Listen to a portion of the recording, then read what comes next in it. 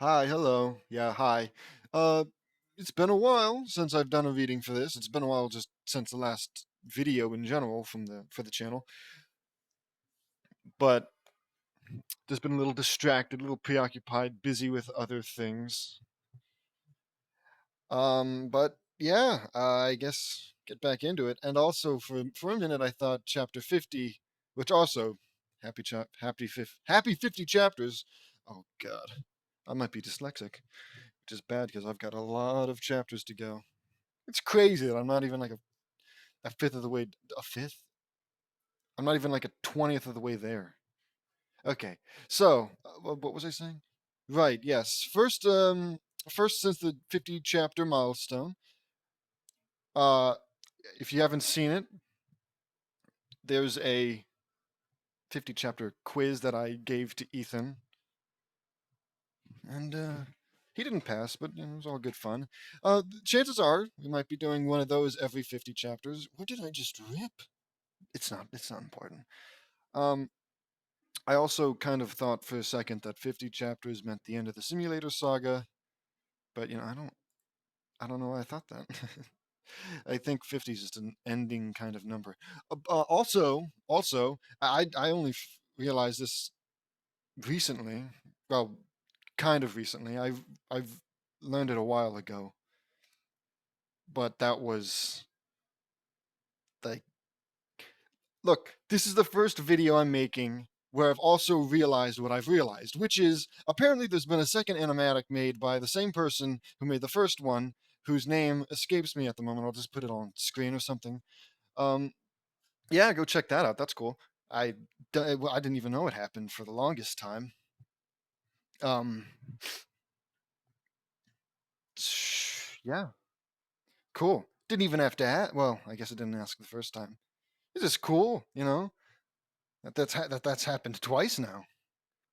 Anyways, I shouldn't put it off much longer. I'm actually kind of on a time limit here, so I can't rant too long. If I can manage to read all three of the chapters that I intend to read within 2 hours, we'll be okay. So, without further ado, chapter 51, Simulator Part 10, The Treacherous. Oh, it's starting. The Treacherous Cold. Lily. Lily. We haven't seen, like, anything from Lily. Right? The most important thing that she's done was get her powers and turn 10 years old, right? Anyways, Lily was in the simulator and she was wearing a fur parka. Me, Vuri, Lori, Lana, and Lola, Lainey, and Lisa. I've almost forgotten his weird commas. Were in the control room. The simulator activated and Lily found herself in the cold of Alaska. I'm in Nome, Alaska. Okay, says Lily. Lily had a thermometer device on her arm, just on it, okay, and it said the temperature was negative 35 degrees. 35 below, that's cold, says Lily. Lily walked around and saw that no one was on the streets. Mm. She saw she saw the local hospital and went in. Lily saw lots of children that were extremely sick and near the verge of death. Oh, I know what this is. Oh man, I'm in the 1925 diphtheria? Is that what it was called? Diphtheria. DIPH diphtheria. Okay. Good thing I've had a diphtheria shot. Have you? Have you? Has anybody? Is that like a normal thing that you get nowadays? Because I'll be honest, I don't know exactly what's in the shots that I get when I go to the doctor or anything, but typically I think it's just like the flu and other common things. How common is diphtheria? You know, I'm getting off track already. Lily went back outside and saw the famous wolf dog Balto. Yep, it is Balto. I knew I didn't know his name, but I knew it was the dog movie, the dog sled movie. Balto asks Lily. Yeah, says Bal. Am I? Look, it's been a while, but could Balto talk to humans? I know that the dogs talked, and they definitely talked with each other. But did the dogs talk with humans, and did the humans hear? Whatever. Yeah, responds Balto. My name is Lily Loud, and I want to do everything I can to help the children. Well, all things considered, Lily, if you just stand back and let him do his work, he'll get the children their medicine, right? I'm pretty sure it was a happy end for that movie. I had a feeling you would. Let's go, says Balto, who can sense kindness. And Balto and Lily set out to find the lost sled dog team with the medicine for the children. The hospital urgently requested more diphtheria antitoxin from Anchorage, Alaska. Anchorage? Stellaris reference. Ha ha ha. If anyone gets that. They tried to send it by sea, but pack ice from the Bering Sea came in and made that impossible. They tried delivering it by plane, but blizzards and whiteout conditions made visibility. Why are blizzards and whiteout capitalized? Blizzards are a thing. They're not a place. They're not a person. They're not an event. Well, they're not a historic event. Blizzards happen all the time. If it was like the blizzard of 1980 something, I guess it wouldn't be 1980, would it? It'd be like 1920. But yeah, if you called it the blizzard of 1920, then it makes sense why it'd be capitalized. But whatever. Conditions made visibility zero and grounded all planes until conditions improved. The antitoxin was shipped by rail from Anchorage to Nenana, 550 miles away from Anchorage. The sled dog team that was sent from Nome to Nenana, had to deliver it back from Nenana. 550 miles away from Nome and 550 miles back. The sled dog team was 100 miles away from Nome. Wait, so no, I was pretty sure the Balto movie wasn't exactly historically accurate, but they already did all that. They went math. 450 plus. Oh, that's 1,000 exactly.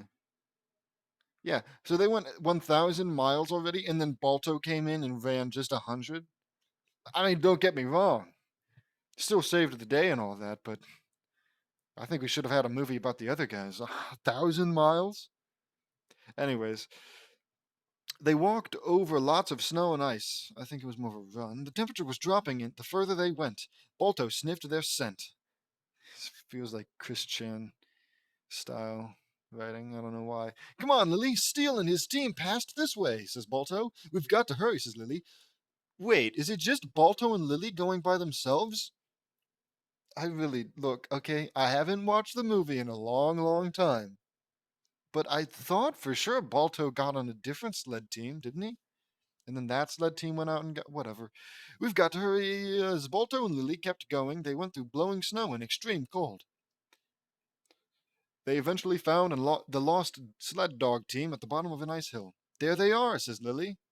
Lily and Balto slid down the hill, and the dog saw them. Balto! Exclaims Star. Is that? Asks Nicky. Balto, how did you find us? And who is she? Asks Caltag. Is anyone hurt? Asks Balto. Wait up, there's the question. We're all okay, but our musher hit his head and he didn't get up. And he's not moving, says Caltag. Oh man, I'm Lily Loud, and we came to help you, says Lily. Where's Steele? Asks Balto. He abandoned us, says Ronal. Okay. Steele is a traitor, says Nicky. Typical. All right, let's load up. Lily, you be musher. Okay. Can't Lily fly? I guess she doesn't have super strength, so it's like even if she could carry the medicine, she'd be leaving the dogs. Of course. Hero sacrifice, you know. The dogs are like, leave us. Those children need their medicine. And then Lily flies away with the whatever. No, it's whatever. Okay, I'll try, says Lily. This is one of Lily's powers. I can mush. Balto, Caltag, and Star load the musher. Oh, the dead musher onto the sled, and Balto was load dog. Probably not dead, who knows. Lily checked for a pulse on the musher, and he was still alive. Oh, thank goodness. Balto, being part wolf may have been a weakness for some, but for you, it's a great gift, says Lily. Okay, Lily, that's great. Why do you say that, Lily? Asks Balto. Oops. Because you have the power and the strength to help and become a great inspiration. That is exactly like something Christian would say, you know? Just adding that last little great inspiration. Sweet and kindness, power and dedication. I don't know. I already said power, my bad. You can do it, Balto. I believe in you. All you have to do is believe in yourself. Balto then began to realize that being part wolf is not a weakness, but a powerful strength. Does he? Does he? Ready, Balto? Asks Lily. Ready, responds Balto. What about the rest of you? Asks Lily. Ready, says all of them. All right, mush, says Lily. She's a natural.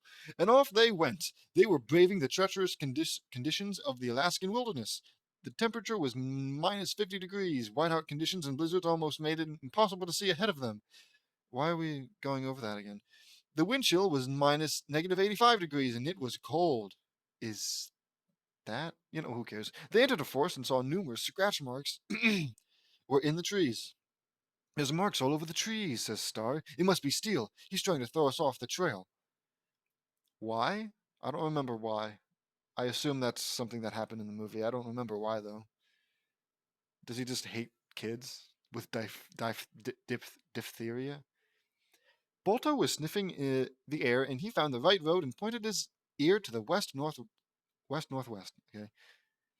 This way, says Balto. Mush! Exclaims Lily. They went on, and they had to cross over the Rocky Mountains. They crossed over an ice bridge, and Lily heard the bridge cracking. Wait, okay, I may have. Hold on. I may have misread. The sled dog team was 100 miles away from Nome. I may have assumed that 100 miles meant that they went 550 miles there and were 450 miles back when they stopped 100 miles away from Nome. Maybe they have to go. Maybe they only made it 100 miles before um, they got stopped, and then Balto had to come and save the day, going all the way to Nanana and back. That's my bad if that's the case, but I guess I'm about to find out. They went across the bridge. Wait. Rocky Mountain. They crossed over ice bridge, and Lily heard the bridge cracking. Uh-oh, the bridge is cracking. Mush, says Lily. They ran out. They ran and got off the bridge just in time as it fell apart. Woo, that was a close one. Good call, Lily. Yeah. What's the alternative? The bridge is cracking. We should stay still. And then they just fall to their death. Whatever. It just, compliments where they aren't deserved. Good call, Lily. Compliments Balto. Thanks, guys. Let's keep going. Only one guy said that, says Lily. As they kept on going, Balto accidentally tickled Star's nose and Star's nose. Star's nose. And Star sneezed. Gesundheit, says Caltag. The sneeze triggered an avalanche of snow on a nearby mountain, and Lily saw it coming. Okay. Avalanche! Mush! Exclaimed Lily. They all ran, and the avalanche was closing in, and Balto saw a cave entrance, and they went inside it. I do not remember anything about the movie. As they went deeper and deeper into the cave, they saw that it was a big ice cave. Wow, what an ice cave, says Lily. It truly is a beautiful sight, says Balto. Yeah, says Nicky.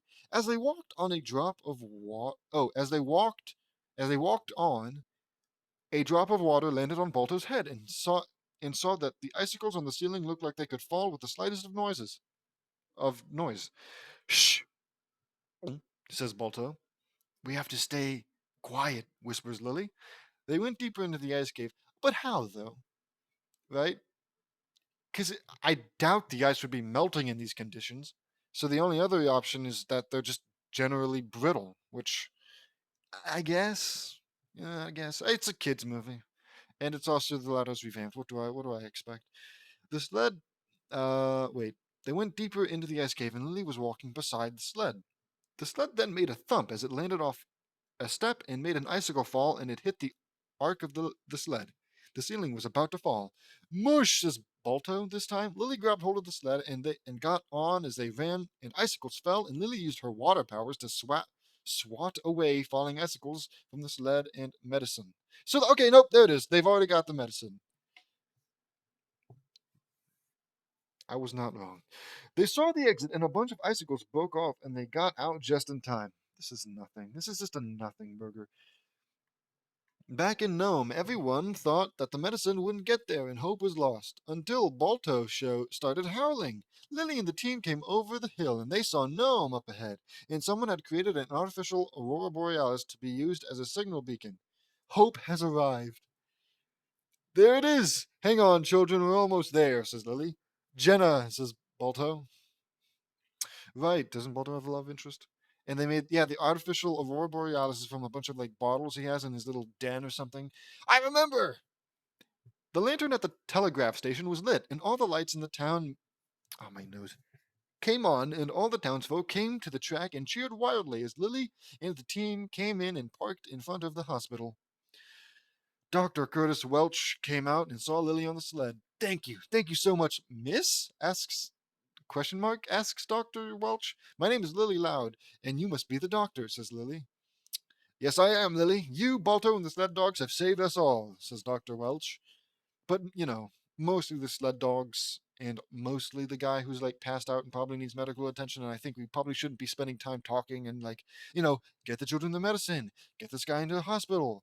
But hey, whatever, let's celebrate. Lily's so cool.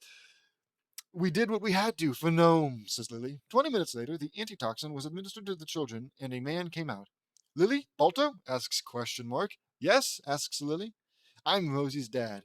She wants to see you both, says Rosie's dad. He took them both into the hospital and Rosie just woke up. Mommy? Asks Rosie. Rosie, darling, says Rosie's mom. I fell asleep, says Rosie. Rosie's mom explained what happened and Lily was invited over. They're going to reward her with the daughter, with Rosie. You've earned her. Rosie's mom explained what happened and Lily was invited. Right. Are you Lily? Asks Lily. Asks Rosie. My bad. I have to do Rosie, Rosie's mom, Rosie's dad, and Lily. It's gonna kill me. Where was I? Yes, I am, answers Lily. Lily sat on Rosie's bed and Rosie hugged her. Balto got Rosie's musher hat and brought it over to her. Rosie saw Balto. Balto, I'd be lost without both of you, says Rosie. I'm so glad that you're okay, Rosie. We had to do what we had to do. Rosie, says Lily. Rosie was happy. At the White House, President Calvin Coolidge awarded Lily and Balto the Congressional Gold Medal for their heroic deed in saving all of Nome from total destruction. Even though Alaska wasn't made an official state until 1959, it was still part of the U.S. territories. Hey, can we get like a medal for the other musher? He definitely went like the most of the way. It doesn't even say like the other dogs either. Don't get me wrong. I think Lily and Balto deserve the medal. In this context, I don't think Lily deserves anything. But like, definitely more so do the other dogs and the mush. Ugh, who cares? In a local newsstand in Washington, D.C., Lily saw herself in the paper and purchased one. What is she even doing right now? Right? Like, she did what she came in to do, I assume, right? She went into the simulator so that she could go to the Balto movie universe. And now she's just sticking around so she can get a medal and like look at herself in the newspaper. What an egoist. A vortex appeared and she left and the exercise ended. Yeah, no, that's exactly where it ends. What the heck, Lily? I gotta remember, no cursing. At dinner, Lily revealed everything that went down, and Lynn Sr. and Rita were so proud of Lily. Lily was sitting by the fireplace, warming up. Why do they keep saying that? Is that like the sorry, I'm reading ahead. But is that like the I don't know, like some kind of catchphrase from Balto? Boy, I'm so proud of you, Lily, says Lynn Sr. I had to do what I had to do, Dad. I'm so cold, says Lily, shivering. I wasn't obvious. Alaska gets really cold during the winter, but you were very brave out there, says Rita. I know, Mom, says Lily. Okay, she really is an egoist. I walk over and put two blankets on her. Oh, right, I almost forgot. James, JD. I walk over and put two blankets on her and give her a cup of hot cocoa. Thanks, JD. No problem, Lily, I say. I'm so cool. Lily was shivering and really cold, but Lily is a true hero. The end. Another fanfiction done. I've loved the movie Balto since I was a kid. It literally was truly a masterpiece. I love Siberian Huskies, Alaskan Malamutes, and wolves.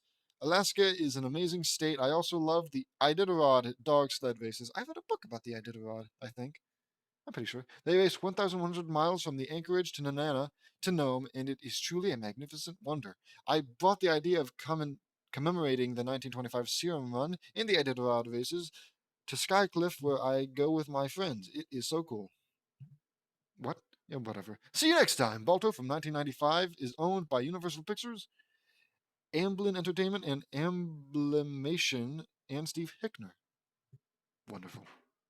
Luckily, the last chapter, and it looks like this one too, aren't that long. So, hooray for Parker. Chapter 52, Simulator Part 11, Power of the Earth.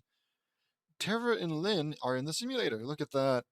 Is that like the first time we've actually seen one of the new like characters that have been added in? No, wait, I'm thinking of like other characters that have been added from the Simulator Saga. But like, at least it's someone other than Aloud or JD who are going in, even if it is Terra Teen Titans. Meavery, Starfire Raven, Lainey and Krista, Lainey and why Lainey and Krista? Lana and Lola and Lisa were in the control. It really peeves me off every time I have to read it like that. And also, I think I know why Lainey and Krista are put together. It's because is Krista that fairy from Australia that like Krista teamed up with to defeat pollution? Who cares? That sounds insane. I'm insane. The simulator activated, and Tara and Lynn found themselves in a cave. It went on for miles, and they trekked until they reached an enormous air pocket,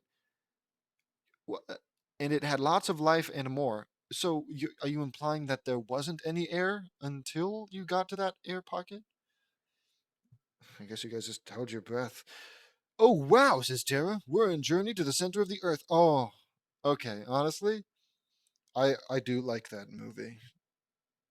He says story, so it might be based off the book, but I love the original movie. It's just good fun.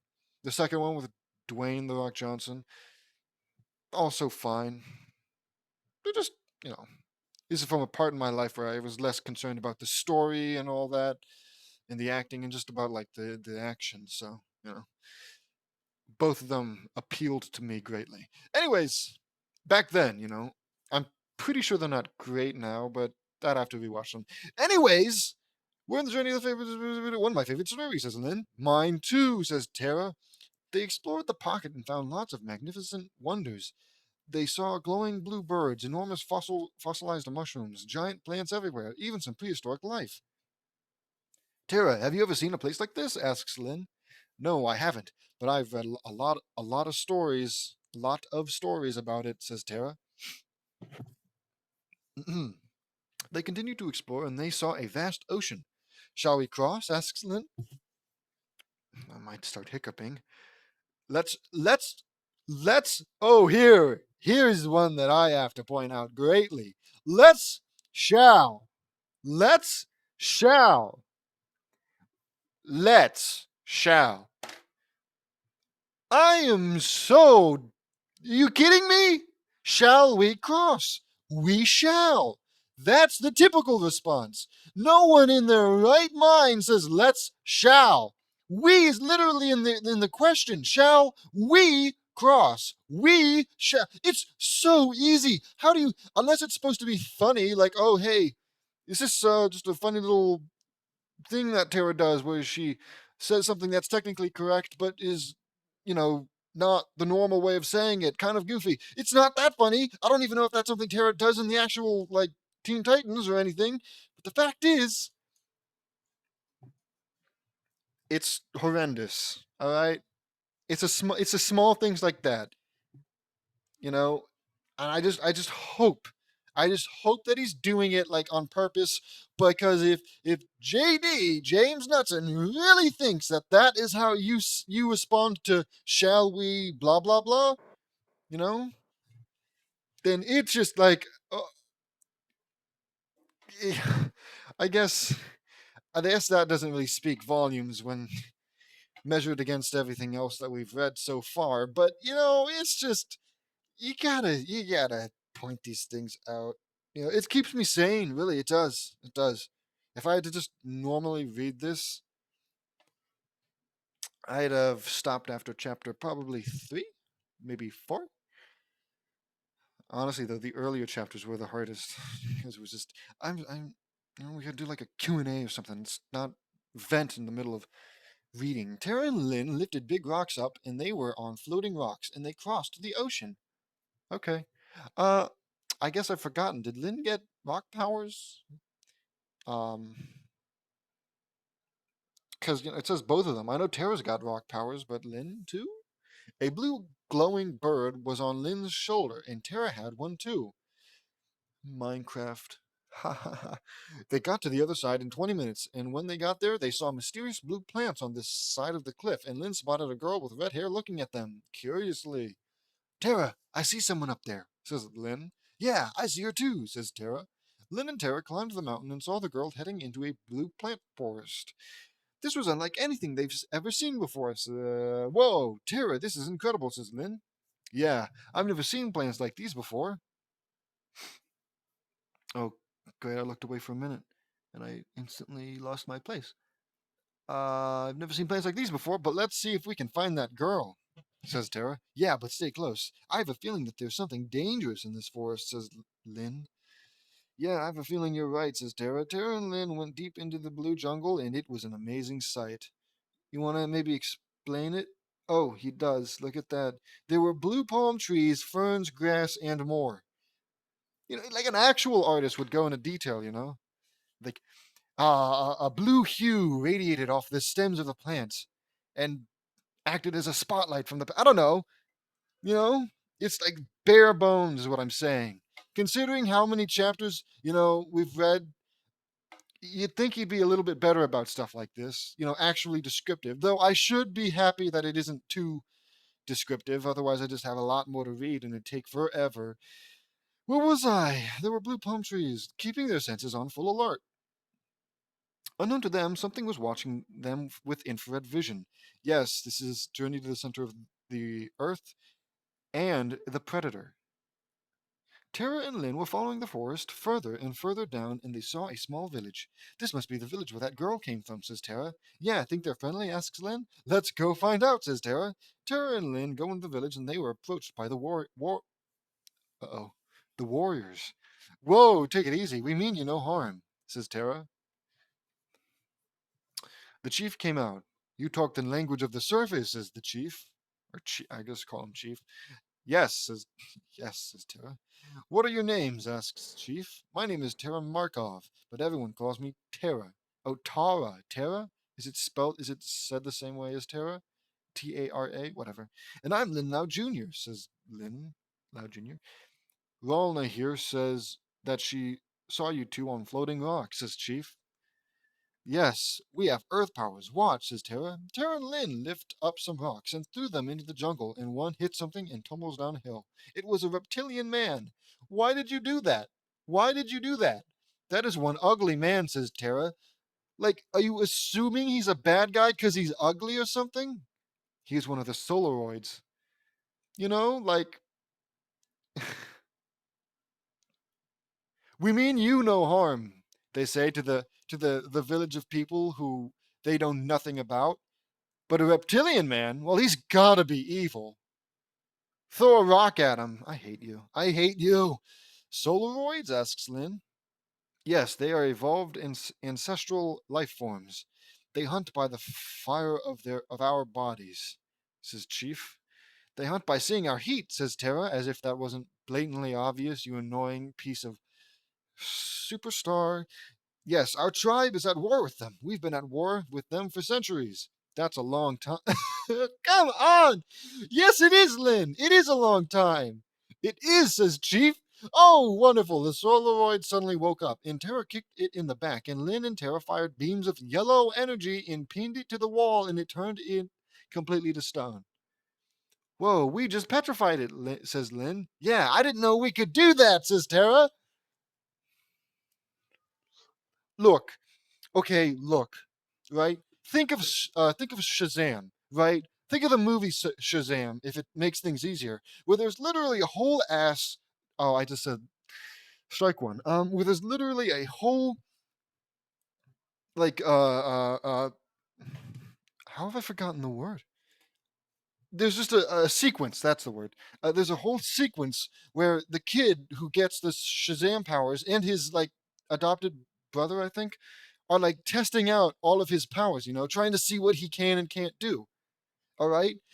In that scenario, it makes sense for him to like just try and do something and then have it work and be like, I didn't know I could do that. Well, yeah, of course. Of course he didn't know. He just got the powers. And also, of course he would just try something random because he doesn't know what his powers are. He's experimenting. On the other hand, Terra, who I assume has had her powers for a long enough time to where she doesn't exactly need to experiment with shooting laser beams that petrify people, and Lynn, who I can only assume uh, has done the exact same thing everybody else has done off screen and instantly mastered her powers. Why, in what universe, would they need to just randomly be like, you know what? How about we try and shoot laser beams out of our hands that'll petrify this guy? It's like, what? Why? I mean, if you were like practicing instead of like needing to do it now because you know he's hostile and you need to take him down, you don't instantly be like, now's a good time to see if I can shoot petrifying beams. You don't do that. Nobody does that. Nobody should do that. Okay, back to reading. I keep okay. Little behind the scenes. I stand up when I rant and I just walk around the room I'm in because it just I don't know. It helps with my thought process, I suppose. So okay, that's whatever. And they petrified him. Whoa, I didn't know we could do that. You both are indeed very powerful, says Chief. They celebrated a feast in our honor 20 minutes later. Okay. There was tribal dancing, singing, and more. So, Chief, how did you all come here? Asks Tara. The thing that probably separates JD and Christian is that Christian is so very heavily influenced by the media he intakes that, like, if there's a stereotype of a black man or a Mexican or um, a Native American, anything like that, he will almost certainly believe that to be like a real thing. Like, you know how Native Americans and like at least old media were all like, oh yeah, they had crazy headdresses and they do that thing with their mouth where they go like, blah, blah, blah, blah, you know. As far as I can tell, I don't know if Chief here is supposed to be Native American, kind of, or whatever. But him being chief, them being in a village of some, I don't know, it just gives me Native American vibes. And if Christian was writing this, he would almost certainly have them be like dancing around a fire and doing that mouth thing. Yeah, no, even he talks like stereotypical um uh Native Americans in like a particular video where he dresses up as his quote unquote Cherokee heritage because I don't know, he might be true. I don't even know if it's true, and he like talks in stereotypical Native American, where it's like I don't even remember. In fact, I don't want to, just in case. I don't want people to think I'm racist. Uh, so yeah. I don't know what I was talking about, like what the point of this was. Right. I think at the very least, JD is either aware that such stereotypes are not real, or um,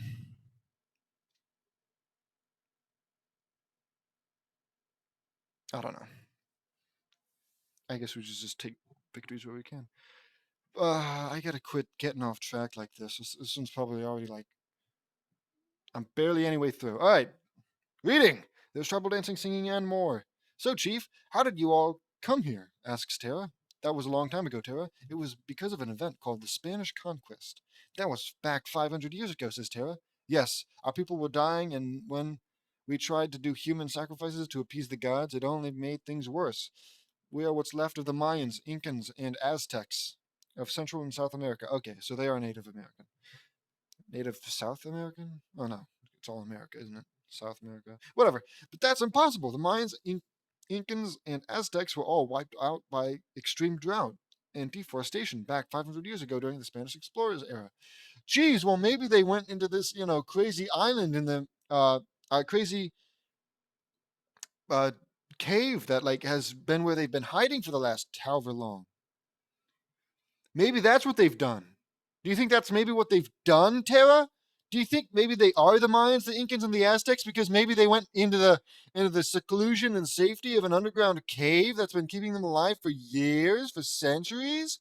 Maybe that's why they're the Mayans and the Incans and the Aztecs. Maybe it's not impossible because you're literally in a land full of impossibilities like gigantic birds and blue forests and lizard men. I'm just saying. Just saying, Tara. You stupid blonde. I'm pretty sure she's blonde.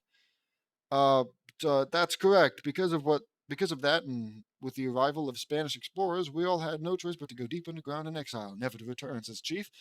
So you went into hiding out of fear, asks Lynn. No, we did everything we could, but it wasn't enough, says Chief. Okay. It sounds like you all have been around during that time.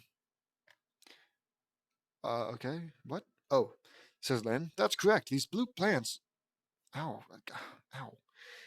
Here have a special property that grants immortality. We have been here for over 500 years, says Chief. Tara and Lynn were amazed. Wow, that's incredible, says Tara. That is amazing, says Lynn. Yeah, says it is, says Chief. I have so many things I want to know.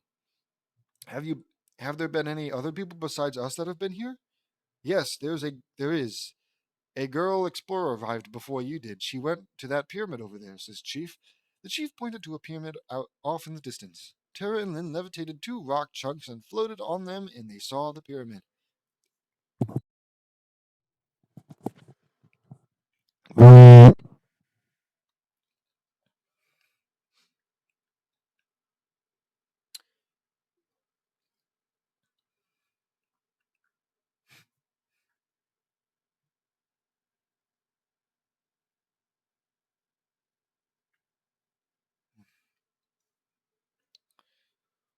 That pyramid over there? Asks Tara. Yes, it's in Solaroid territory, says Chief. Lynn, we got to go see that pyramid, says Tara. Right, says Lynn. Chief, we're gonna go out. We're gonna go check out the pyramid, says Tara. Be careful, my friend, says Chief. You've known them for like 40 minutes. We will, says Tara. Tara and Lynn were off, and they went into the pyramid and saw some incredible statues and hieroglyphs. Hieroglyphics, I mean. These hieroglyphics all tell a story, says Tara. Hey, who's that girl? That like JD and Lincoln and all the other people like rescued from quicksand. I forget all about it because she hasn't been used in forever. But like, I thought she was some kind of archaeologist. I don't remember. Just goes to show how much uh, JD really uses these characters that he just loves to add on and on and on and on. You know, I guess it's more the appeal of knowing that they're a part of it. And in his head, if he was there, he could just walk up to whatever character he likes and be like, "Hey, you're my friend. Let's go do things." And they have no choice but to go along because they're talking to a god and a wrathful and unreasonable one at that. So, these hieroglyphics all tell a story. What do you think they say? Asks Lynn. I'm no archaeologist, but let's see here. Okay, I'm no archaeologist, but let me just read hieroglyphics. It says, long ago, when the great asteroid crashed into the Earth, many of our ancestors were destroyed, and our race went deep underground. We continued to evolve into the people called Solaroids, and have lived here since the great asteroid. So they're dinosaurs. Whoa, so the Solaroids are the descendants of the dinosaurs from the Chicxulub extinction. Is that what that's called? Wait, you're telling me that the asteroid that hit the Earth and killed most of, well, I guess all of the dinosaurs is called the Chicxulub extinction. How have I not known that? I guess it's not exactly an easy thing to say. But also, and this is just a random thought I have, considering these characters' propensity to just randomly try out powers that they didn't even know they had. Why don't you just like I don't know, Terra, Miss Earth Bender, Miss Earth powers? Why don't you just snap your fingers and shoot a beam that automatically translates any language that's carved into rock into one that you can read? Yeah, honestly, that's something I could see you doing. You know, I assume the hieroglyphics are on stone. I guess it could be on like pottery or something. It would appear so, says Terra. So these hieroglyphics tell us about the history of the Solaroid, says Lynn. Yes, the asteroid that killed the dinosaurs slammed into the Yucatan Peninsula in Mexico 65 million years ago, says Tara. There has to be some sort of connection between the Solaroids and the Mayans, Incans, and Aztecs that live here, says Lynn. There might be, but who knows, asks Tara. Look at this one. What can you make of this one? Asks Lynn. Let's see here. It says, we had dug up the asteroid that damaged our ancestors and found a mysterious crystal inside. Inside it that contains a powerful energy that makes us immortal and invincible. We built the... What? We built this pyramid to protect it, and the statue that houses it is full of dangerous traps. I don't think they'd say it like that. I don't know. I don't think they'd say it like that. Maybe that's just Terra taking like liberties and translating it. So the Solaroids have the crystal, and the Mayans, Incans, and Aztecs have the blue plants. Like what's the point of the crystal? I mean, sure, invincibility, but by the way, like, doesn't immortality like literally never work for like an entire civilization, right? Because you're not dying, but you're still making children. I assume, you know, a lot of time underneath the earth. I'm sure at least a few Mayans or Incans get a little frisky, and like, oh, what are we gonna do to pass the time outside of war? And then they just have sex. It's not like they had protection back then, did they? So either they have extremely good, uh, I don't know, maybe they're just really good at practicing abstinence. Is that the word? Or for some reason, the blue pants have made them infertile. I don't know. It's a stupid thought process. Uh, Also, unless I'm crazy, I feel like maybe the plants are make them immortal because of the crystal. You know, because it seems a little convenient that this cave where the asteroid apparently landed somehow uh had also, the has the asteroid with the crystal of immortality and invincibility also happens to have the plants of immortality. Just saying, bit of a coincidence. uh where was I? Yes, the asteroid that killed the dinosaurs. Nope, past that. So the Solaroids have this crystal in the mine. Yes, this is so strange, says Tara. Tara and Lynn continued exploring, and in the main room of the pyramid, they saw a huge statue and a big red crystal in the claws. Also, wouldn't the Solaroids, who apparently are invincible and probably, I mean, sure, if you petrify them, but whatever, who cares?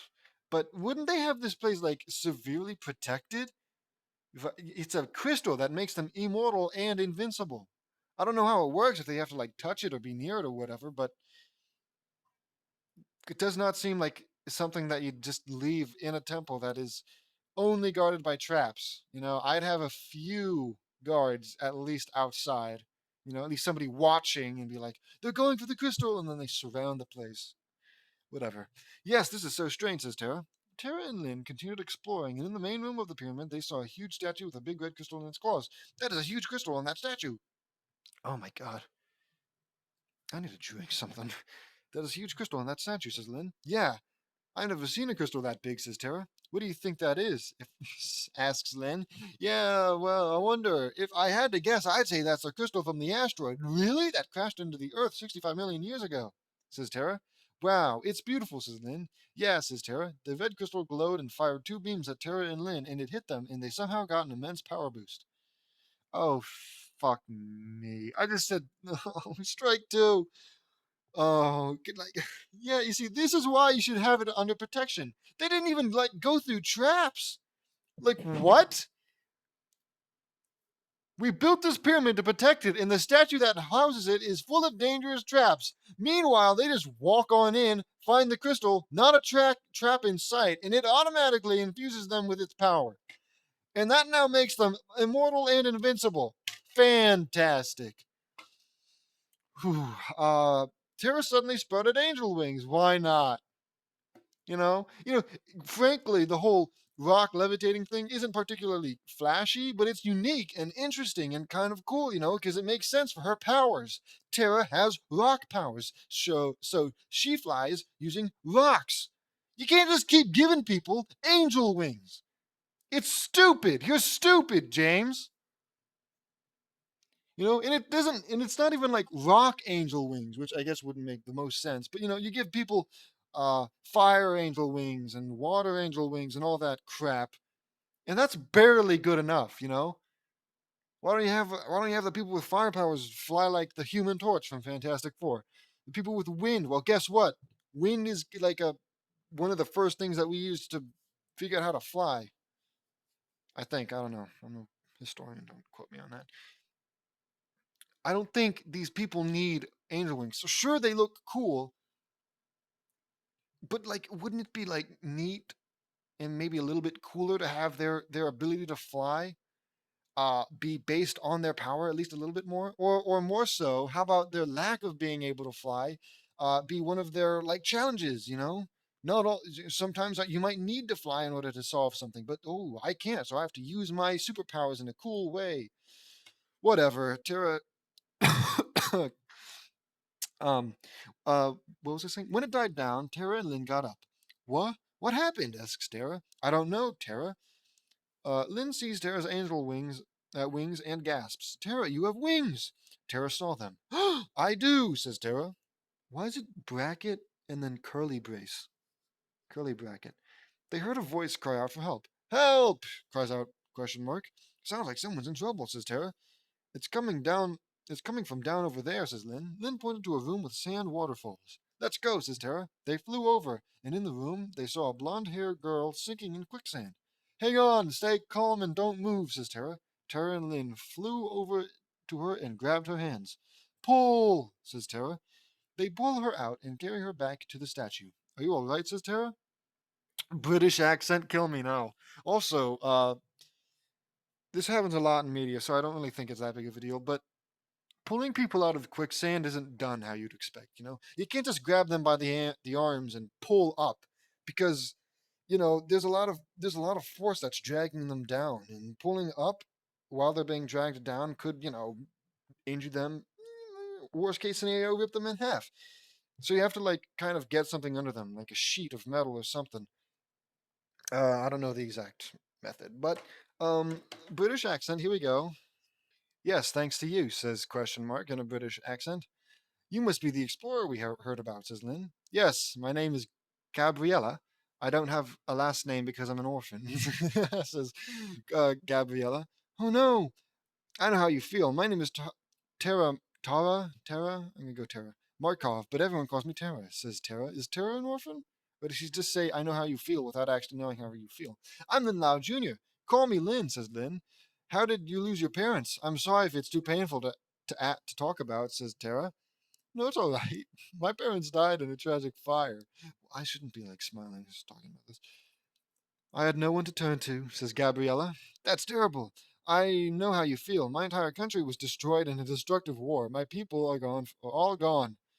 I'm the lone survivor of the Markovia genocide, says Tara. I'm so sorry. I'm so sorry, Tara, says Gabriella. It's okay. I have lots of great friends. They call me part of their family, says Tara. That's good news. It's like okay news, It's an unfortunate circumstance, but whatever, says Gabriella. What are you doing in this pyramid? Asks Lynn. I was looking for that red crystal, says Gabriella. Gabriella pointed to the red crystal. That's the Chicxulub heart, says Tara, who I guess now knows what it's called. It's a crystal that was inside the asteroid that destroyed the dinosaurs 65 million years ago, says Tara. The Solaroids found it and they keep it here in this temple, says Lynn. That's incredible, says Gabriella. We got hit by beams of light from it and it affected our powers somehow, says Lynn. I got wings, says Tara. I didn't know it could affect you like that, says Gabriella. Me neither, says Lynn. The crystal fired another beam and it hit Gabriella, and she got angel wings too. Fantastic! So French loving fun bucket. Okay. Gabriella, you now have angel wings. Just like that. Like that. Who cares? Gabriella saw the wings. I dare you, says Gabriella, exclaims Gabriella. A bunch of Solaroids came in. What good timing. And with them was their leader, the king of the Solaroids. You humans have tainted our sacred pyramid, says King Solaroid. Two of them have angel wings, dude. I'd back off. I'm sure even you guys have heard of JD, since apparently everyone everywhere knows about him. Oh, yeah, the kid in Michigan who won the lottery or whatever. We did no such thing. We went to find Gabriella here and we saved her, says Tara. Kill them, says King Solaroid, who, like, fair enough. Who the heck cares about, like, whatever. All his soldiers charged, and Tara and Lynn caused a wave of lava to explode out of the ground, and it melted some of them. Oh, keep it together, keep it together. Gabriella flew into the air and fired lightning on the Solaroid King, and he ran away. Another lightning powers, I guess. You've been given lightning powers, Gabriella, says Tara. I sure have, says Gabriella. They left the pyramid and went back to the Mayans' village and revealed everything. I see. I find this hard to imagine, but it's good you all came back safely, says Chief. Me too, Chief. I wish we could stay, but we got to go back to the surface, says Tara. I understand, says Chief. Maybe they want to come with? Travel safe, my friends. Maybe one day we will meet again. I hope not. Genuinely. I was going to say, like, I doubt that, but also it's not unbelievable. So I guess next best case, I just hope this doesn't happen again because this is an awful chapter. I have a feeling we will someday, says Lynn. Tara, Lynn, and Gabriella left for the surface, and a dimension vortex appeared, and they went in, and the exercise was done. Gabriella was adopted into the Nuts and Dash Loud family. I'm sorry, when did that happen? I know they connected houses, but that doesn't exactly mean that they're part of the same family. What? Is she, like, shared between the Nutson family and the Loud family? That's a little weird, dude. Just give them to the Nutsons, okay? Just say that, give her the last name Nutson, right?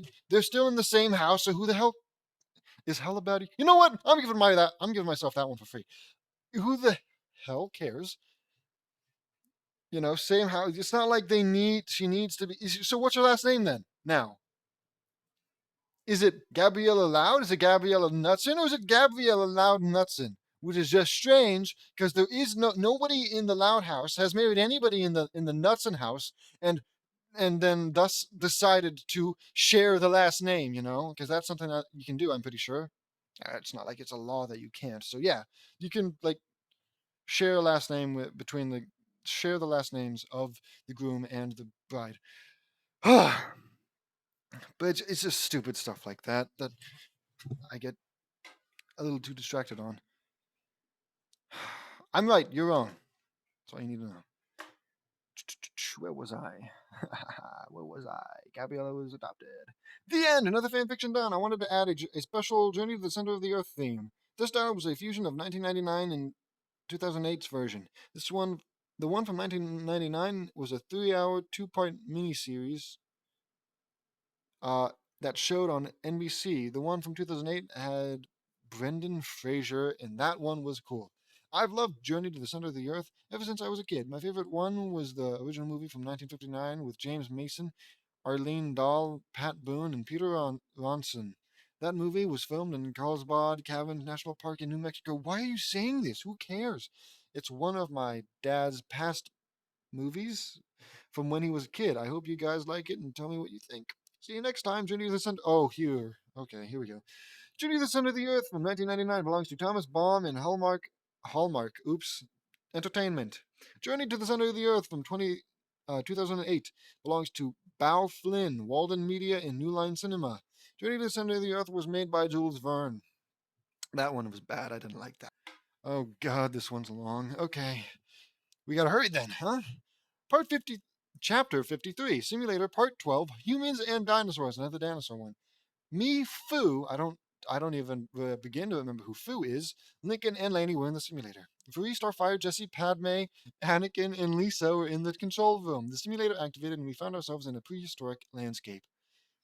Oh wow, we're in the land before time. This is one of my, so I say, this is one of my favorites, says Lincoln. Oh, the Land Before Time, the kids movie or show, maybe both. I don't want to be here. This is one of my favorites, says Lincoln. Mine too, says Laney. I've heard about these movies. They were awesome. What year does this all take place? Asks Fu. From the looks of things, Fu, I would say I would have to say about 100 million years ago. I say, it's a magnificent wonder, says Laney. As we walk around, we heard some screaming and saw a young Apatosaurus and a Triceratops and a human girl being chased by a huge Tyrannosaurus. That's Littlefoot and Sarah, I say. Who's that with them? Asks Laney. I don't know, but that Tyrannosaurus is malevolent. The murderous intent coming off him is unbelievable. I understand that in the land before time, they're all sentient and they talk and stuff, but you got to remember that these things are wild animals just simply trying to survive, and to not exactly assume that he's an evil, dangerous person, a dinosaur. Well, he is dangerous. It's a freaking Tyrannosaurus, but he's not evil. Well, if he was a normal Tyrannosaurus, maybe he is evil, He's so I don't know. I remember him. That's Sharptooth, I say. Oh no, I remember this. Littlefoot's mother fights Sharptooth and is wounded badly, says Lincoln. Come on, I say. We ran to the fight and Littlefoot's mom hit Sharptooth with her tail. And he went into a glyph wall with huge force. As Littlefoot's mother, Littlefoot, Sarah, and the girl were trying to get away, Sharptooth jumped into the air, and as he was about to land on Littlefoot's mother's back, I punched Sharptooth in the face and sent him flying down a hill, and we ran to safety. Fu and Lincoln fired bolts of lightning and electrocuted Sharptooth. Fu now had sprouted butterfly wings. At this point, why not? Also, I was about to be all like, oh, he punched the Tyrannosaurus and sent it flying, but, it's JD we're talking about. Besides, I'm pretty sure he's revealed that he's definitely revealed that he has. Ugh, I yawned. Can you believe that? Oh, I'm so bored. Anyways, he definitely has revealed super strength, so who cares? Who cares? Are you all right? I ask. Yes, thanks to you all, says question mark. Without warning, a massive earthquake rattled the land. An earthquake! Exclaims Laney. The earthquake measured at 10.8 on the Richter scale. It was so strong that it tore some of the land apart. Sharptooth got up and tried to chase the girl, Littlefoot, and Sarah, and they were running up a crumbling cliff, and the girl fired an arrow into Sharptooth's eye. I guess they just ditched the mother. Wow, good shot, I say. Littlefoot's mother whacked Sharp. Oh, he's there. And he fell into a deep canyon and was as deep as a mountain. Says Laney rescued the girl and we got to safety again. The destruction the earthquake was causing was terrible. Mountains were upheaving, canyons were forming, cliffs were rising and more. Families and herds were greatly affected. Families and herds were separated and divided. Littlefoot, his excuse me, his mother and Sarah were separated from the herds and parents. When the earthquake stopped, we regrouped and set up camp. Are you all okay? I ask. Yes, thanks to you all and Eileen here, I think, says Littlefoot. I'm glad. We should introduce ourselves. I'm James Nutson, but everyone calls me JD, I say. I've heard about You've heard about Okay, I was joking about how like everybody's heard of JD down in the center of the earth. But we are like millions and millions and millions of years before modern day. And somehow, the only explanation is that Eileen is a time traveler. Otherwise, how does Eileen know about. I cannot believe the timing. I've heard about you. You moved to Royal Woods after winning all that money. Sorry, I'm Eileen Carter. I moved to Royal Woods 2 months ago. How did you get here? How did you get there, though? How did you get there? How did you get here? We're in the prehistoric area. There are dinosaurs. Okay. Are they going to explain it? I hope they do. I thought you looked familiar. I saw you at my school a while ago. It's a pleasure to meet you, says I say. My name is Lincoln Loud. It's a pleasure, says Lincoln. My name is Fu. I don't have a last name. I'm a ninja, says Fu. Neat, says Eileen. My name is Laney Loud. I'm one of Lincoln's 14 sisters, says Laney. Wow, you have a big. Oh, here we go. You have a big family, says Eileen. My name is Littlefoot, and I'm a long neck, says Littlefoot. I'm Sarah, and three horns never play with long necks. Okay. Is that like racism? It, I'm I'm Sarah, a three horn and three horns. Okay. I guess so. I'm Sona, Littlefoot's mother, says Sona. It's a pleasure to meet you all. Why was Sharptooth after you? Probably to eat you. I say, Sharptooth is known as the Walking Terror. No one knows why he became like this, and he has killed anyone that got in his way, says Sona. Whoa, you guys are very unlucky to escape him. Very lucky to escape him. I say, Eileen, how did you get here in the time of dinosaurs? Here we go, asks Fu. It's because of my necklace. It's called the Time Stone? Like, probably not Marvel. Probably not the Infinity Stone. Says Eileen. Is Eileen like an actual character or something? Or is this like a random OC? I don't know. We'll find out, I suppose. That's cool. Let me check here, I say. I pull out my Legends book and found the Time Stone. Here it is. It says that the Time Stone was forged from a human that went to the age of the dinosaurs. What? Wait. It says here that the Time Stone was forged from a human that went to the age of the dinosaurs under mysterious circumstances. The woman's name is Elaine. That's my grandmother. She's been here before, asks Elaine. Wait. Excuse me. Is it Elaine? Both? Is the grandmother and the girl both named Elaine, but they're just spelled different? I'm just gonna say that. But I mean, I guess you know, it's not an unbelievable explanation. Anything can happen as far as I can tell. As far as I'm concerned, I feel like I feel like I'm getting so off track every 5 seconds. Uh, but I need to talk about it. Like I said, good for my mental health. It's like so. Like I was saying, how did this random girl get to the time of the dinosaurs and know about JD? Oh well, the time stone. Okay, sure, random time stone. Why not? But then it just goes in, and it's like the time stone was made by somebody who was just randomly transported to the land of the dinosaurs, and that's like okay, so just inexplicable reason. My confusion of how Elaine got there is now shifted to the grandmother, who I doubt will be explained. They just say, "Oh, it's mysterious circumstances," and I guess that's as good as it's going to get. So, where was I? Excuse me. Whew. Time Stone, grandmother. She's been here before? Asks Elaine. That's what it says in the book, and it appears so. Only a worthy bearer can possess its power and can travel to and from their own time to this time. To specifically this time? That's it? Nowhere else? Okay. I say, incredible, says Elaine. Elaine. So humans have been here before? Asks Littlefoot. I think so, says Elaine. Where are you all trying to go? I ask. We're, we are heading. We're heading. That's a wonderful typo. To the Great Valley. It is filled with lots of good food, fresh water, and many of our kinds, says Sona.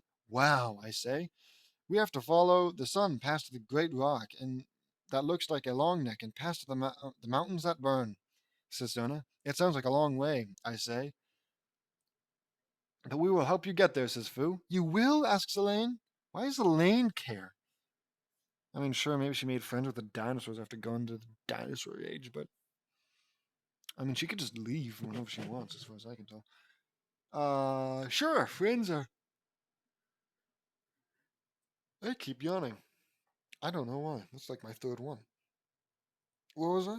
It sounds like a long way. Blah blah blah blah blah. Sure, friends always are there for each other. You've like known them for a minute, dude, says Lincoln. Yeah, says Landy. Okay, says Sarah. Let's do it, says Littlefoot. The next morning, the 5 humans and the 3 dinosaurs set off for the Great Valley. Elaine, how do you like it in Michigan? Asks Fu. It's totally different than where I used to live, Fu. My family and I moved in with my grandparents. We used to live in Charleston, West Virginia, Michigan. West Virginia. Wait, does Chris Chan live in Virginia or West Virginia? I forget. It's one of them. One of them. Michigan is totally new to me, says Elaine. I know how you feel, Elaine. Michigan was new for me, too. But I met Lincoln and his sisters, and we've developed a very strong bond. Isn't that just lovely? I say, JD is like a big brother. Oh, okay. Is like a big brother to me, and he is a great friend, says Lincoln.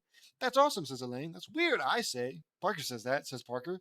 You have a good shot in archery, too, Elaine, says Laney. Thanks, Elaine. Elaine and. Oh, wait, it's Eileen. It's Eileen. Elaine is the grandmother. It's Eileen. How long have I been saying Elaine for Eileen? Whatever. Says Eileen. I can't believe it. Thanks, Danny. Oh, I saw you and Foo shoot lightning from your hands, Lincoln. How did you do that? Asks Eileen. I have lightning powers, says Lincoln. I have lightning magic, says Foo. What's the difference? Oh, you. Uh, you. Okay, here we go. Eileen said, cool. Foo, can you teach me how to do lightning magic? Asks Eileen. I have the perfect magic for you, I say. I pull out the book on fire magic. Fire magic? Neat, says Eileen. Eileen studied the book. We arrived at the small lagoon by a lake to rest. So you're telling me, oh my god. If anybody has watched the quiz video, you know that one of the questions was like, how have people, how have the characters who have gotten powers gotten them, you know? And one of the options was, typically gotten them, you know? What has been primarily the reason they got them? One of the options was JD gave it to them. And spoilers, but that's not the correct one. JD, as far as I could tell, hasn't given that many people powers, if anybody. Uh, I think, well, I guess it, maybe he hasn't actually. Maybe this is the first time. And that would make sense because, like, if he could give anybody powers, why wouldn't he just, like that? Everybody gets powers now. Hip hip hooray. Loud, Loud Family is now a family of superheroes. Everyone's happy. But I guess he just likes having them get powers through these mysterious circumstances or something. I don't know. But now he's just given uh, this random chick that he's known for like maybe a day. I don't know how long they've been traveling, but maximum a day. Just here, fire magic. Ever heard of a great power, great responsibility? Don't give power wrong hands. Ever heard of that, James? You don't just give people powers. And if you do, and if you could this whole time, because as far as I could tell, it's the same book where, or maybe it's not. But regardless, you have that book. Why the heck wouldn't you just give it to people? Like, you've known the Loud family for how long now? You're literally basically a part of their family by now.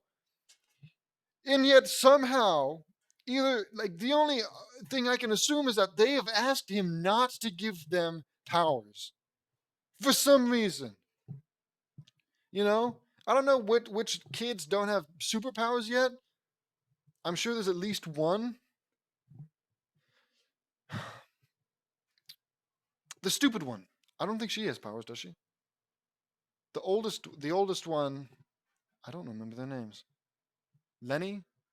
Lenny's one of them. If Lenny's the stupid one, then she doesn't have powers yet. I think. I mean, I guess she became smarter in that one chapter, but that doesn't seem to actually have done anything yet, anyways. But what was I saying? Yeah, but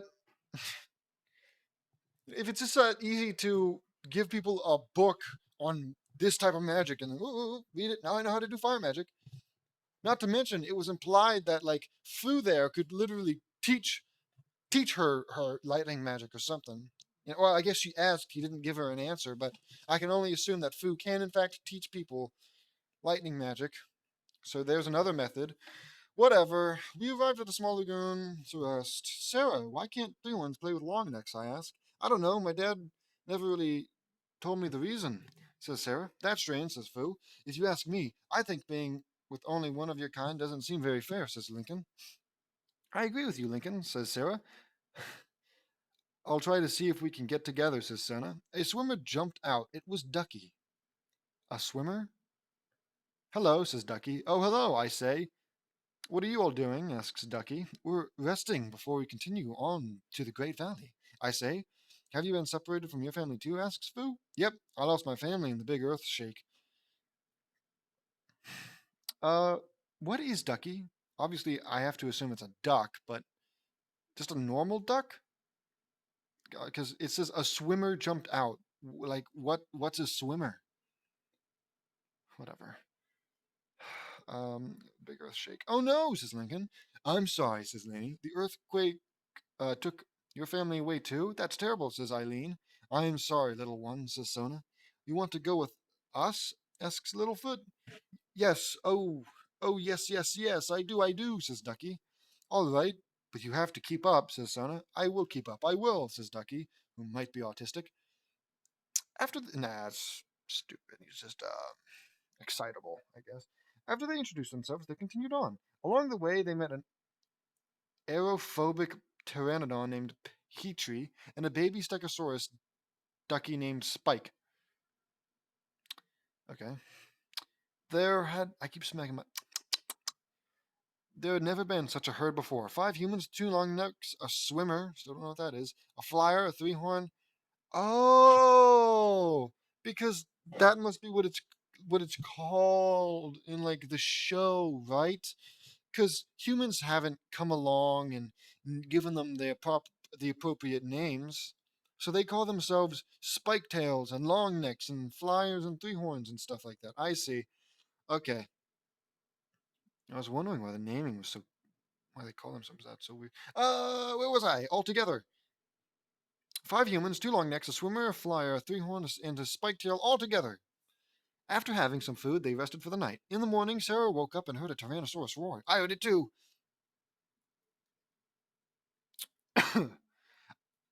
It can't be, I say. I fly up and see Sharptooth alive. Guys, wake up, it's Sharptooth, he's alive. As if you can't just snap and kill him. Oh, a new superpower. A dinosaur death ray. And then, boop, he's dead. I fly up and we ran and got away from him. That was close, I say, having super speed and probably infinite stamina, but hey, why not? Let's have him breathe heavy. How could Sharptooth have survived a huge fall like that? Asks Eileen. I don't know, answers Lincoln. I don't know, but we're safe now, says Littlefoot. Thank goodness, says Sona.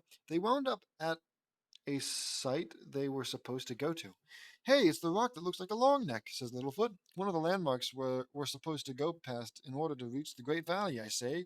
Because, I guess the most people who read this have the attention span of a dead baby. Weird thing to say. And I've already forgotten of all the landmarks, of which there are 2, right? They have to go past the long neck rock thing, and then they have to go across the hot mountains. Whatever. We're on the right track, says Eileen. Yes, we are, says Sona. We climbed up a rocky hill and we saw a huge canyon. This place is creepy, I say. Hey, look, those footprints, says Eileen. These tracks belong to other dinosaurs. You're right, says Lincoln. You're right, Lincoln, says Littlefoot. We're getting very close, I say. We still have to pass the mountains that burn. That's what they're called, says Sona. We pressed on and we arrived at a big volcano field. These are the mountains that burn? This is a volcano field, I say. Yes, yeah, this place is really dangerous, says Eileen. Everyone stay together. We can't get separated, says Sona. Okay, Mrs., says Eileen, just Mrs. Yes, Mother, says Littlefoot. We made it past the volcanoes, and that's it. No trial, no issue at all. Just we made it past the volcanoes and crossed a big pond, and then we heard a familiar roar. Ah! Sharptooth! Yells Petrie. We hid behind a rock, and Sona hid in the mountains. It's Sharptooth, all right, says Littlefoot. Like, there are what? Minimum 3 superpowered beings and 1 Brontosaur, I forget. Bronto? I'll go by the arc name, the shortened arc name that people say. A Bronto? There's no feasible way you lose against Sharptooth, but whatever. I guess there has to be some driving force. We hid behind a rock, blah, blah, blah. He must have followed us, says Eileen. That or it's a coincidence, genius. Of course he followed us. I told you, once Sharptooth chooses his prey, he won't stop until he gets it, says Sarah. Oh, I believe you on that one, says Eileen. I don't know about you guys, but I have had it with this creep, says me. I say, God, I keep doing that. Me too, says Foo. Me too, says Foo. Try saying that. That's not that hard. Me too, says Foo. Me too, says Foo. Me too, says Foo. Me, Foo, Lincoln, and Laney agreed. Nope, I skipped a bunch. Let's get rid of him once and for all, says Littlefoot. I'm with you, Littlefoot, says Eileen. Me, Foo, Lincoln, and Laney agree.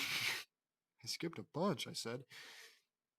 More like 2 lines. Are you guys crazy? No one has ever defeated Sharptooth before. Sure, we've managed to escape him, but that was mostly pure luck. You literally blasted him into a canyon. I guess it was lucky the canyon was there. We should just find a way around him, says Sarah. No, if we do that, he'll just continue to chase us. If we, even if we get to the Great Valley, I say. I agree with you, JD, and frankly, I'm sick of this monster. I'm not going to let him hunt us down any more, says Eileen. Me neither, says Fu. If we work together, I'm sure we can defeat him, says Lincoln. Yeah, there's strength in numbers, says Laney. But what'll we do, asks Ducky. Well, you'll let JD use all of his many superpowers that make it literally impossible for him to defeat Sharptooth. You let him fight Sharptooth, and then you let him kill Sharptooth, and we're done. We don't have to. But what'll we do, asks Ducky. Little Tooth scanned the area around them. Once he had a good view of what was available to them, he got an idea. Look, we'll coax him to the deep end of the pond. He can't swim with those scrawny arms. Sarah, Spike, and I will go up there and push that big rock on top of his head, and then he'll fall off into the water, says Littlefoot. Good plan, Littlefoot. The rest of us will provide cover fire.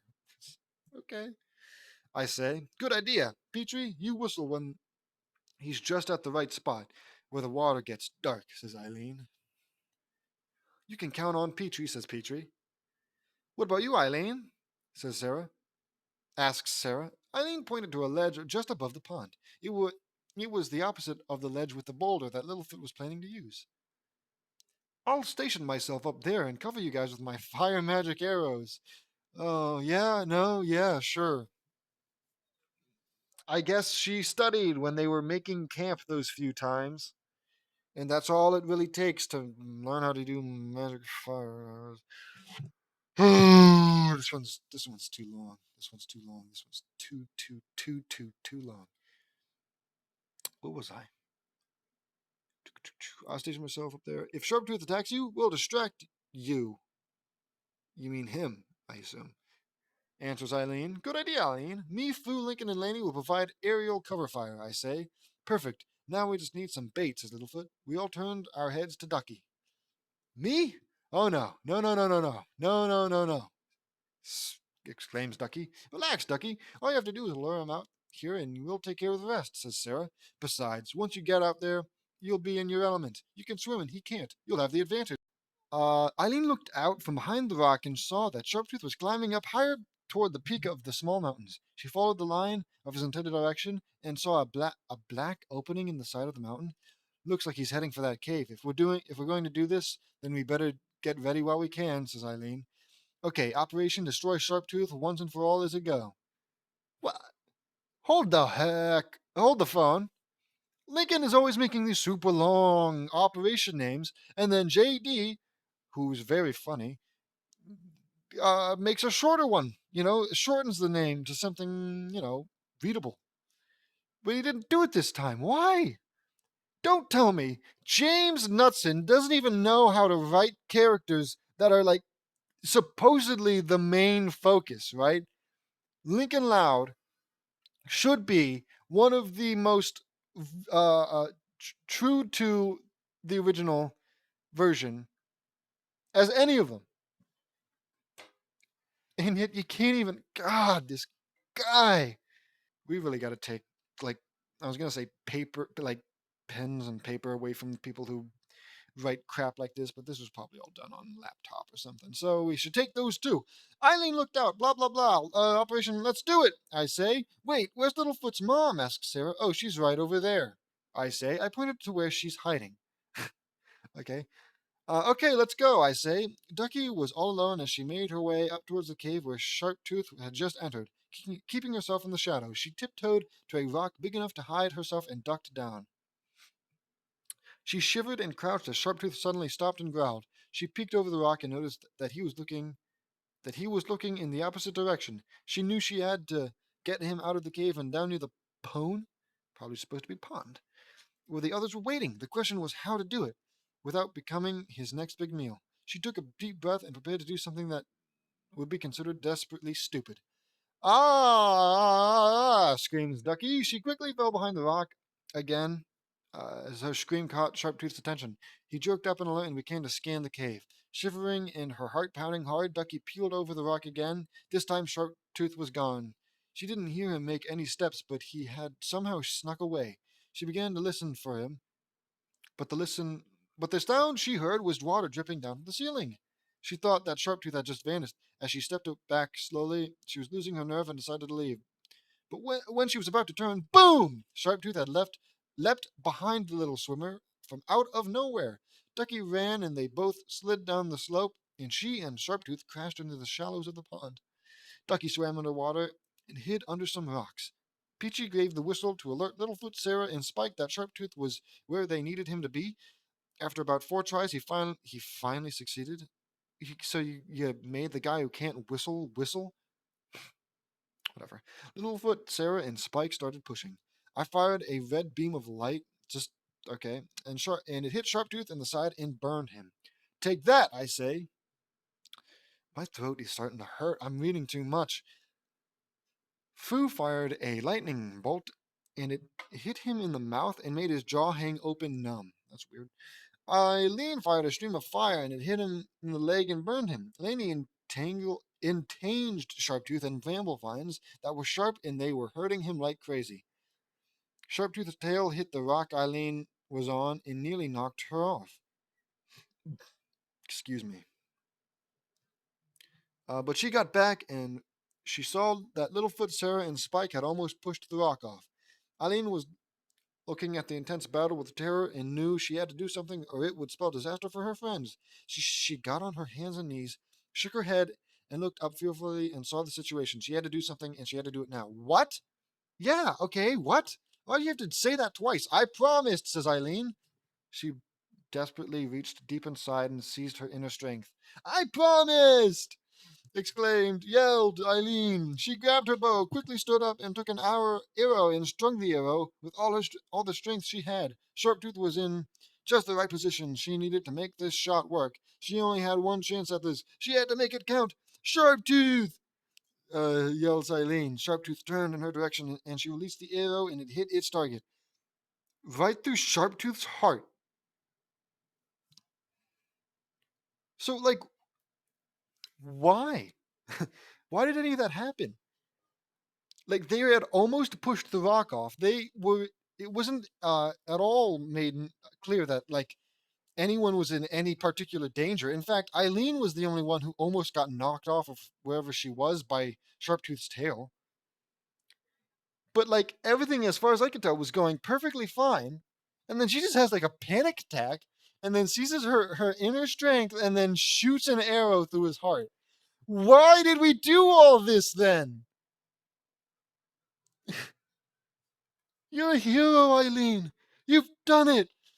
I am so happy. She grabbed her bow, blah, blah, blah, Sharptooth. Bullseye, I say. Was that the plan? They're acting like it was the plan. I thought you were supposed to push the rock onto him and he'd, like, drown or something. Bullseye, I say. Yes, exclaims Lincoln. All right, Eileen, says Laney. Way to go, says Fu. Sharptooth let out a howl of pain and the monster staggered. Littlefoot, Sarah, and Spike pushed the... Oh, now they're pushing the... Hey, don't dinosaurs have two brains? I'm getting off track. I was about to say, like, wait, do dinosaurs have more than one heart? And then no, dinosaurs have more than one brain. I think. Whatever. You know what? I'm fine looking like an idiot there. Even, assuming it's not true. Anyways, they pushed the rock off the ledge and it hit Sharptooth in the head. The T-Rex's life was just about drained. Laney, now, I say. Just about drained. Okay. You got it, Laney, says Laney. Laney lifted Sharptooth up with her vines and threw him into the water with a tremendous splash. We all watched as Sharptooth sank down to the bottom of the pool. As the giant ripples faded, there was a stream of dark red emerging from the depths. That's dark, dude. Come on. We did it! We won! I exclaimed. But then the sound of cracking was heard, and I saw the rock Eileen was standing on beginning to topple. The rock tipped over, and Eileen plummeted into the water, along with the ledge disappearing under the surface. Eileen! Yells everybody. We all raced towards the pool, and Sona came out. Can Eileen swim? Asks Sarah. I don't know. I hope so, says Littlefoot. Eileen's bow was floating on the surface, but there was no sign of Eileen herself. Sadness began to grow as we thought, like, you can't just go in after her? What? JD, you literally have water powers. How about you just like make a bubble around her and lift her out or something like that? Super strength. The guy with super strength and flight can't simply go under the water and then grab Eileen and then fly out of the water. Too hard. Besides, there's a scary dead dinosaur down there. Wouldn't want to get hurt by the dead dinosaur, I have to say again. Okay. Whatever. And what about Ducky? No excuse there. Ducky was literally under the water the entire time, as far as I could tell. He could just, she could just. I assume Ducky is not a duck because they're all. I assume they're all dinosaurs. Whatever. Okay, whatever. I hate you. I hate you. Okay. Sadness began to grow as we thought we lost her, but suddenly from the center of the pool, small bubbles began to form. With each second, more and more appeared. We all stepped back, fearful that what might come from those bubble. Finally, to our amazement, Eileen burst out of the water like a mermaid. Mermaid? Mermaid sense, and gasped for air. Eileen! I exclaimed. She's all right, says Laney. We all cheered for joy and relief as Eileen grabbed her bow and swam to shore. When she got there, she crawled out, coughing up water and struggling to fill her lungs with air again. Eileen, I say. I hugged her. Thank goodness you're alive. Yeah, his wife isn't here, so his fiance. I'm sorry, his fiance. So you can get a little. Actually, how old is Eileen? Who cares? Who cares? Just have some superpower, some god bless her with power that also for some reason ages her up to JD's age, and we've got a problem solved. Okay, thank goodness you're alive. Of course I'm alive. It'll take more than a drop in the water to keep me down, says Eileen, who is panting, I assume, for air. We're so glad you're all right. You had us worried there, says Littlefoot. I'm sorry, says Eileen. Eileen embraced all of us. I'm just glad you're all okay, says Eileen. Me too, says Lincoln. What about Sharptooth? Asks Sarah. He's dead. I saw him sink to the bottom. He won't be troubling us anymore, says Eileen. We went to the cave in the mountain to rest for the night. At long last, Sharptooth, the walking terror of the land, was finally defeated. The greatest miracle was that Pichu can now fly. Okay, where did that come from? The next morning we continued on and went up a hill, and we saw an enormous landscape. Just below them was a huge valley with lush green meadows, lots and lots of trees of varying sizes, and several waterfalls flowing down crystal blue rivers. Oh, and streams, and sweet heavenly smell of wildflowers swept up in the wind as if to welcome them to their new home. It was the Great Valley. Oh, I'm gonna cough. We're keeping it in. Keep it rolling. We're close. We're almost there. The Great Valley, exclaimed Littlefoot. We found it, I say. We sure did, says Sarah. Yep, yep, yep, says Ducky. Welcome home, everyone, says Sona. We did it together, says Littlefoot. We rushed down the cliffs and spread out. Ducky and Spike headed straight towards a stream of fresh water and plunged in. Ducky, is that you? Asks question mark. A little swimmer snapped her head up and looked at the voice that the little swimmer snapped her head up and looked at the voice that called her name. Happiness rushed through her as she saw her mother and siblings near the edge of the river. She had found her family and they were safe. Spike skidded to a stop near the family of swimmers and smiled. This is our new brother, Spike, says Ducky. Spike was adopted into Ducky's family. How sweet. Petrie flew up to the top of the trees and found his mother as well as his siblings. All of them were safe and sound. Mama, I a flyer. Mama, I a flyer. Petrie's mom caught him as he flew into her arms and embraced him with joy and happiness. I didn't realize that Petrie was so mentally challenged. The Flyer siblings all cheered as they all saw that their brother had final returned. This is a lot of typos. Daddy! Exclaimed Sarah. Sarah! Sarah? Asked Sarah's dad. Sarah raced straight through a patch of flowers, and when she reached her father, he looked at her with astonishment. He then gave a genuine smile and lovingly nuzzled her. Why doesn't my dad be a dinosaur? And she returned the gesture. Mifu, Eileen, Lincoln, Laney, Sona, and Littlefoot found Littlefoot's grandma and grandpa. Grandma, Grandpa, says Littlefoot. Littlefoot, Sona, say both of them. Littlefoot's grandpa and grandma were happy that they were both all right. Eileen, JD, Fu Lincoln, and Laney helped us both get here, says Littlefoot. We bowed modestly. Whatever. Modestly. We were happy to help, I say. Also, why is nobody like acknowledging how weird it is that there are just a bunch of humans here? You know? Everything looks like dinosaurs. Okay? Everything's big and prehistoric. Right? Hairless apes, if apes were even alive back then, would probably turn a few heads, but whatever. We're happy to help, I say. Thank you so much, says Grandma. You're welcome, says Eileen. I revealed how to use the time stone for Eileen, and it proved to be a way to travel back and forth from our world to the age of the dinosaurs. As if you didn't already have whatever. A vortex appeared and sucked me, Fu, Link, and Laney in, and the exercise ended. Surprisingly, I discovered that Eileen and her family lived right next door to us. Who could have guessed? Me and Vri walk over, and oh, Vri, so nice of you to show up. And she saw me. JD! Exclaims Eileen. She hugged me. That's a little, right in front of the man's fiance. I didn't, I still don't know how old Eileen is. But whatever. I didn't know you lived right next door to me, Eileen. I say, neither did I, says Eileen. Oh, I don't believe we met, says Eileen, seeing Vri. My name's Vri. I'm JD's fiance, says Vri. Congratulations, you two, says Eileen. Thank you, I say. Eileen, let me introduce you to my family, says Eileen. Eileen took me to. Oh, God, I hate all these introductions, dude. I guess at least these are new characters instead of like, new characters being introduced to, well, only two characters. Typically, it's like one new character that's being introduced to the entire Loud family, and like every sister says, "Hi, I'm this sister," and "Hi, I'm this sister." It just goes on forever. Eileen took me and Vri into her huge mansion, which of course she has. JD, Vri, this is my father, Jonathan, says Eileen. Pleasure to meet you, I say. Same here, says Vri. I shake his hand. Likewise, JD, I've heard so many big things about you, says Jonathan. I can tell a lot of people have heard about us. So humble. I say, this is my mom, Eleanor, says Eileen. It's a pleasure, says Vri. Same here. Are you and JD close? Asks Eleanor. We are engaged and have 10 years to prepare. This is so weird, man. I say. Congratulations, you two. You have a lot of planning, says Jonathan. I know. I know, I say. This is my brother Derek, says Eileen. I know your brother. We go to gym class together, I say. Yeah, JD and Vri are truly a force to be reckoned with, says Derek. That's cool. These are my grandparents, Elaine and Richard, says Eileen. It's a pleasure to meet you both. Same here, JD, says Elaine.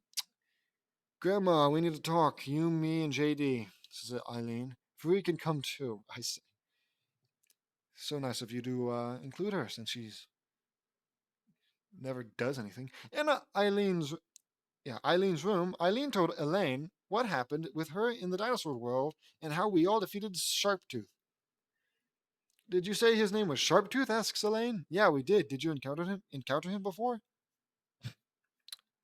I ask. Yes, just continue on. I'll tell you once you are done, says Elaine. Eileen continued on with her story, and she told her how we met Sona, Littlefoot, Sarah, Petrie, Ducky, and Spike, our journey to the Great Valley, our encounters with Sharptooth, and how we defeated Sharptooth for good, says Eileen. And after that, we found the Great Valley, and the time stone allowed me to come home. My voice is going. Dude, I should not have read this much. It's like a poison, like a tumor that grows. Anyways, the time stone allowed me to come home, says Eileen. Elaine was bewildered and amazed. Grandma? Asks Elaine. I mean, Eileen? Eileen. Wait, now it's spelled Eileen. Okay, it's just a typo. Grandma? Asks Elaine. No, Eileen. Eileen, you, JD, and your friends are going to become legends in that. Yeah, they'll write stories about you. Oh wait, they don't know how to write human language. They don't have pens and paper. They don't have opposable thumbs. But you sure, maybe it'll pass down. What is it? Oral culture? God, whatever. What do you mean? Asks Elaine. Eileen. God, awful names. Awful names. Sharptooth has plagued that land for many. Like, I'm sure they knew that. I'm sure that's like genuinely obvious. Didn't Littlefoot and all tell them that? Whatever. Many have tried to take him down, but they were unsuccessful. That is until now, says Elaine. Whoa, I had no idea Sharptooth was that Ruth. My ass. Shoot. That's strike three. I say, me neither, says Furry. Furry wasn't even there. Okay. How do you know that? Asks Eileen. Because I fought Sharptooth before, says Elaine.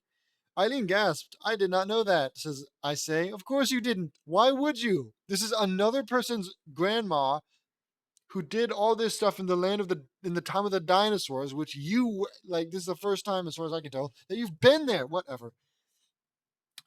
Yes, when I was a little bit older than you, Eileen, my dinosaur friend, who was a diplodocus, and I tracked Sharptooth down and found him attacking the Great Valley. Says Elaine. Eileen was shocked. Sharptooth had been to the Great Valley before? It was a long battle, but I managed to get a few shots in him, and my friend managed to knock him down into the gorge, says Elaine. Wow, that's incredible. So, we aren't the only ones that went to the dinosaur world? You knew that already, I say. Yeah, but wait, I didn't know you knew archery, says Eileen. Believe me, you didn't just get your skills from your grandfather, says Elaine. Does Grandpa know about this? Asks Eileen. No, I met him after all these events happened. I have thought about telling him several. You're like so old now, okay? Either it's tell him now, no, it's either you don't tell him at all, or you should have told him way before, right? At this point, I don't think it matters, right? He's lived most of his life without knowing that his wife apparently fought a dinosaur in the prehistoric. Whatever. It does not matter. I thought about telling him several times, but I never knew how. Plus, I can't exactly show him either. Why not? Says Eileen. When my friend and I found out that Sharptooth was still alive, we planned to track him down and defeat him once and for all. Although he was injured from our previous battle, he was still a threat to that world. But before we could do anything, the time stone stopped working for me. I couldn't go back no matter how hard I tried. The only thing I could think of, was what I had become was. Ooh, man. Oh, maybe I'm not getting enough sleep. The only thing I could think of was that I had become too old, or that it was time to pass the stone on to the next successor, says Elaine. Maybe Elaine's got dementia and she's transmitting it onto me. We helped. Dude, my throat is killing me. And we helped Eileen after she arrived there and helped her. Littlefoot, Sarah, Ducky, Petrie, and Spike defeated Sharptooth once and for all, finishing what you couldn't accomplish. That's a little mean. I say, that's right, and I am truly grateful for that, says Elaine. I know how you feel, Grandma, says Eileen. Oh, Eileen, you're still young. The stone should still work for you, says Elaine. So it's like an age thing. Like when you become too old, you can't use it anymore. That's annoying. You should have just gone next door to James Knutson's house and asked to use his simulator or whatever. Nah, that was, I don't know when they made the simulator. Anyways, you're still on. What, really? Asks Eileen. I didn't just use the time stone once, you know. I may not know why it stopped for me, but you should still have the ability to use it, says Elaine, for some reason. Elaine taught Eileen to use the command portal open, and it will help her get to the dinosaur world and back. Eileen now called that world of the land before time. Whoa. The end. Finally! Another fiction complete. I wanted to do a Land Before Time themed chapter. I've known the Land Before Time since I was a little kid, and it was one of my favorite movies as a child. The sad part with Littlefoot's mother dying was really sad, so I made it turn out differently, of course. you know, um, sometimes deaths in movies happen for a reason. That reason is called character growth. I don't suppose you know much about that, though, do you, JD? Also, her name was never revealed in the series, so I made one up. I got permission from Elise Lowing to use her OC, Eileen, in my stories. Thank you for that, Elise. You rock. Okay. So it's someone else's OC of The Land Before Time that was used in a chapter of the Louders Revamped that took place in the Land Before Time. Okay, weird. Why not? I'm going to add more adventures with Eileen in the future. Can't wait! See you next time. The Land Before Time series is owned by Don Bluth, Amblin Entertainment, Universal Pictures, Steven Spielberg, and George Lucas. Oh man, this one reeked. Maybe it's been too long, but this one was particularly difficult. Don't forget to like and subscribe. Notification bell. Ring that bell. Okay, goodbye. Hope you enjoyed.